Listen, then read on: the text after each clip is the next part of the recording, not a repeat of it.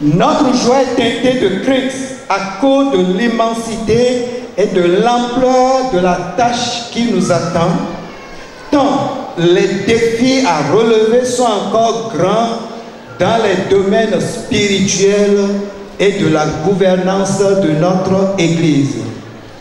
En effet, nous devons refuser le statu quo et faire plus que lors de notre premier mandat pour positionner définitivement l'Église évangélique des Assemblées de Dieu du Bénin comme la première Église chrétienne du Bénin, étant déjà la première force évangélique du pays, grâce à un plan d'action holistique que nous allons nous atteler à élaborer très prochainement.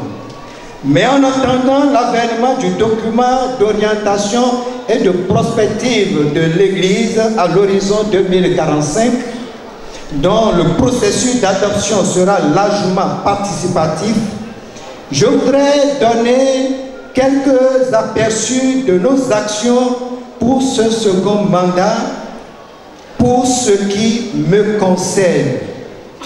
Au plan spirituel, encourager et soutenir tous les ministères dont le fondement est simplement biblique et tranche nettement avec certaines pratiques au relent sectaire et diabolique dans le but de préserver les fidèles de nos églises de la ruine spirituelle et de toute action de prévarication et de spoliation de leurs biens.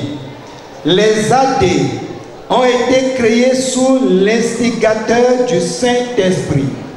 Nous devons travailler sans compromission aucune pour garder avec fermeté et crédibilité le précieux héritage que nous ont légué les pères de l'Église évangélique des Assemblées de Dieu. Au plan des infrastructures, grâce à la poursuite de la bonne gestion des ressources de l'Église nationale et le développement de nouveaux partenariats et mobilisation des ressources internes, le site d'Atogon qui nous accueille doit devenir un centre polyvalent et attractif où se développe l'évangile holistique pour la gloire de Dieu. Aucun effort ne sera donc de trop et aucun don ne sera minuscule pour la réalisation de ce projet qui va, à n'en point douter, révéler la gloire de notre Dieu dans notre pays, le Bénin. Et je voudrais remercier au passage la promotion qui vient d'être ordonnée et qui a pu apporter quelque chose. On dit que c'est symbolique, mais nous trouvons que c'est grand. Que Dieu vous bénisse.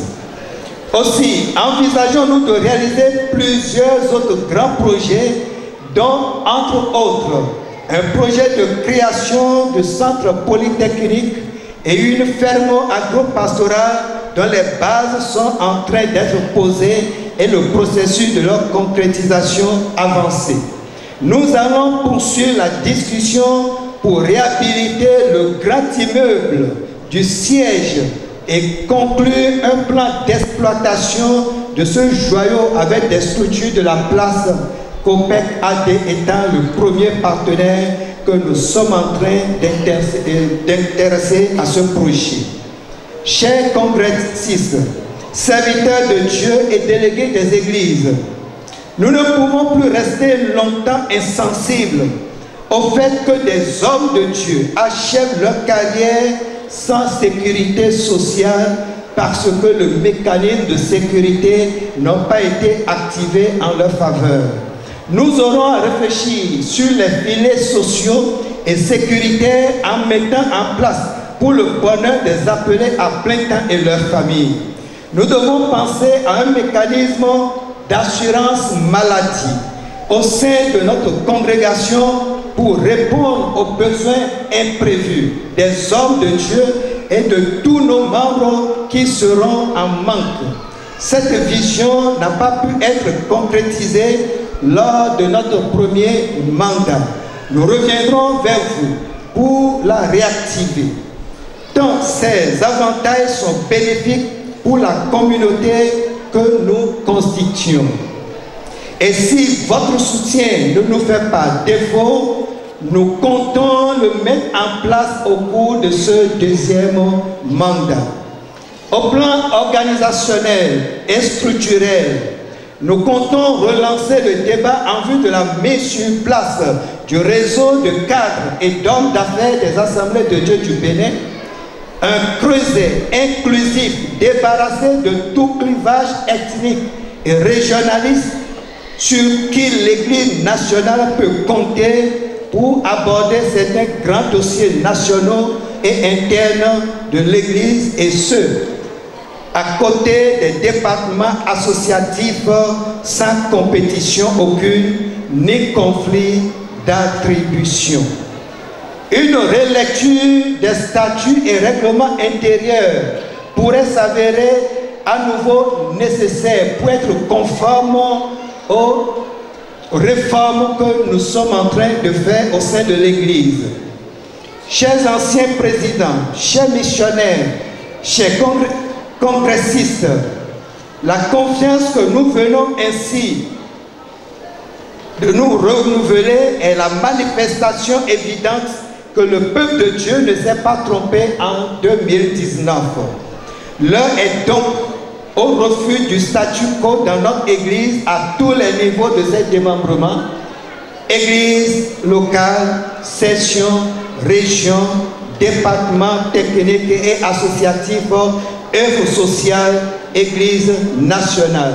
Les membres du bureau exécutif et moi-même serons à votre écoute permanente pour corriger ce qui ne va pas, mais aussi pour vous donner les conseils ou instructions pour mieux aborder les défis auxquels vous serez confrontés dans l'exercice de vos fonctions. Chers collègues, membres du bureau exécutif, vous savez que je suis à mon dernier mandat en tant que président et que selon les thèses qui nous régissent, je ne serai plus jamais candidat à aucun poste électif au sein de l'Église évangélique des Assemblées de Dieu du Bénin. Je sais pouvoir compter sur votre sagesse légendaire et sur les conseils avisés de chacun de vous comme pour le premier mandat.